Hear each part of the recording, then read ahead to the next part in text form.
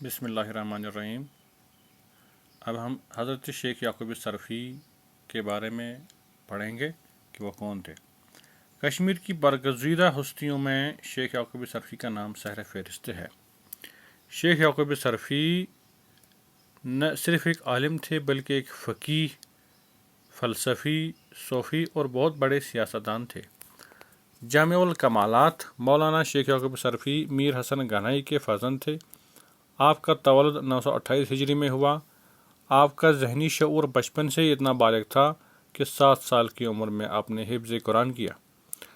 आपने हिफ्ज़ कुरान के बाद मुतदाविल उलूम हासिल किए और अरबी की आला तालीम मौलाना मोहम्मद आनी से हासिल की।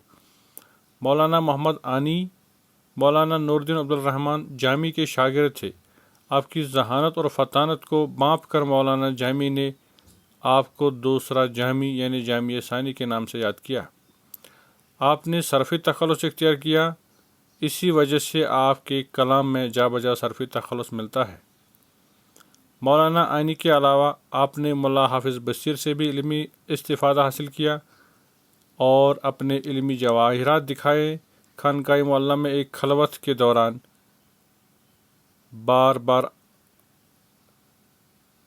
बानिए मुसलमान ये कश्मीर ने अली सानी जिसको कहते हैं हज़रत मेयर सईद अली हमदानी को ख्वाब में देखा, जिसकी वजह से आपने खुरासान के मखदुमुल हुक्म के पास जाने का इरादा किया।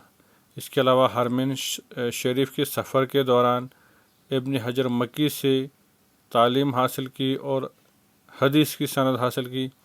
हिंदुस्तान में शेख अहमद सरहंदी से मुलाकात की और उनसे इरशाद की इजाज़त हासिल की। मौलाना याकूब सरफ़ी कश्मीरी जामुल कमालात सौरी व मअनवी होने के अलावा साहिब कलाम मौज़ून भी थे, यानी आप शायर भी थे। शायरी में आपने पंजगंज निज़ामी के अंदाज़ पर 5 मसनवियाँ यादगार छोड़ी हैं। इनके नाम यह हैं: मसलकुल अख़यार, वामक व उज़रा, लैला व मजनून, मग़ाज़ुन नबी, मखदूमुल हिकम। इसके अलावा हज़रत शेख याकूब सरफ़ी के बारे में जो बातें मुख्तसर में बताना चाहूँगा वो ये कि वो ज़ैन कदल में दफन हैं, श्रीनगर के ज़ैन कदल में। 12 ज़िलक़ादा नमाज इशा के बाद 75 साल की उम्र में यानी 1003 हिजरी में आपकी वफ़ात वाक़ा हुई।